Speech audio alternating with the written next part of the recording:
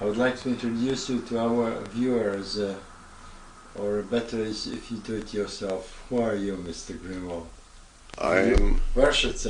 I'm Edward Gruenwald from Verschatz, yeah. I'm born in Verschatz, I think, yeah, in 1930, and therefore I'm in my 80th year. Do you feel yourself like a Verschatzer? Yeah, a little bit.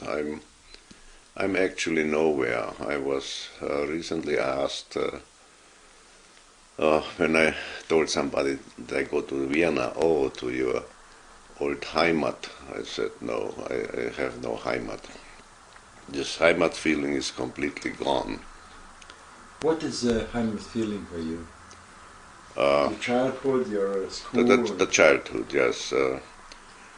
Verschatz was once my Heimat, but you know how it ended, and that's that. So I was in Verschatz 14 years. I was in Germany 5 years after the war. I was in Vienna 17 years. Now I'm 42 years in New York. So you tell me what my Heimat is.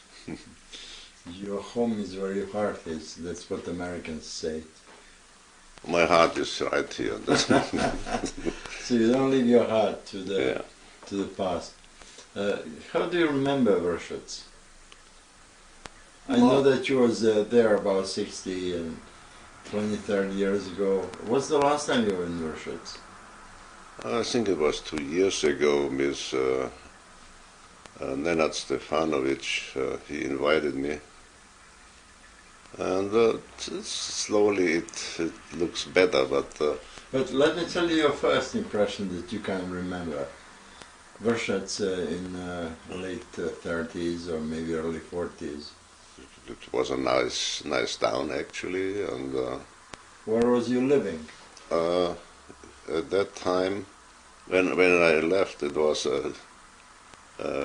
Goethegasse, but it was one Steria ulica, then it was... Do you remember your father, how he was? Yes, of course. In that 30s. He was young. He was 1901. My mother was 1904.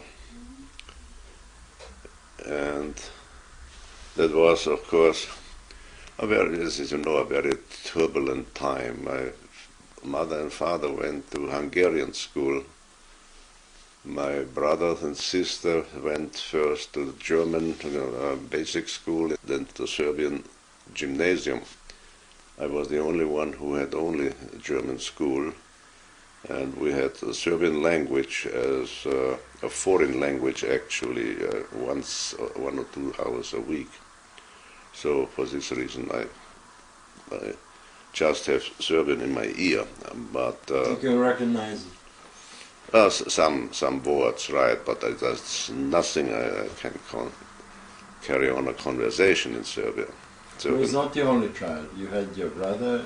I had a brother who is 5 years older than I, born in 25, and my sister was in 27 born. Your brother is still alive? Yes, he is still alive. Living here in Vienna? In Vienna, yeah. What's his memories about Verschatz? He's a bit older.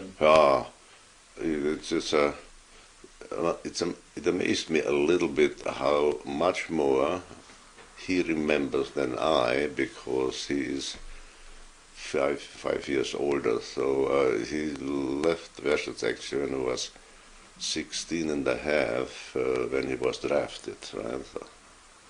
But he remembers so much more than I do. So I unfortunately can't ask my parents anymore about anything which I would like to do now that I'm slightly grown up. But no, he remembers people and events and things like that. So I can still friends maybe still alive.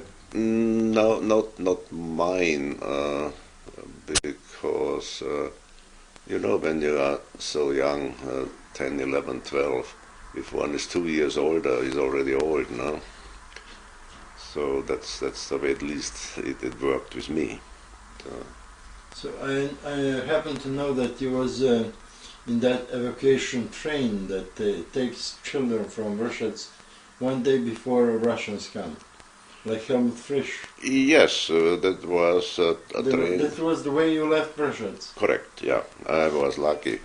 It was a very turbulent time towards the end. And we left, Vershets, and I had no idea that my sister was on the same train. Some relative from Deta, Romania, they of course also had to flee, and she convinced my mother to send my sister also along. So we had been in these cars for I don't even know the name for the animals, and then we stopped the first time in Pančeva. Was it Belgrade before the bridge? And then all of a sudden my sister is here. Okay, so that's when I knew it. And of course it's good that she was, that my mother decided still. I think sometimes back how hard it must have been for these parents, mostly mothers, to let their children go away not knowing whether you see them again there. You had to choose the lesser of two evils, send them back or let them there. This is this and a few other things let me come to the conclusion that life experience is not replaceable with anything. What you have not experienced on your own body, you cannot. Maybe clever people come close, but you can never. You can never. Can I imagine? Get the same feeling, because this is what happens to you, and that's what counts. So. But how did you feel? You kids? It was a full train loaded with kids. Yes. No parents, and kids must be feeling also terrible. There had been parents, I think, if some from one family sent 3 children away, then the mother could come along. This is what I remember. I'm not sure, but other than that, very, very few, except the teachers which came along. How many days took that travel that you were on the safe? About a week. So it was a It was October of '44. The yes. war was going on for more than half a year or longer. But what was interesting, what I read later on, the Danube Bridge was bombed. And there was an order that nobody can go from Belgrade east To Banat. to Banat or west, right? And that was a mistake. I read later on. So some German officer realized that this is not correct and went with a locomotive only to Belgrade and told them that only going east is not allowed. Going west is okay. It's because you're cutting the road to all of those German refugees. Yes. No, the order was so that no Serbs can go to the east, to the border, and help the Tito partisans to recapture the thing.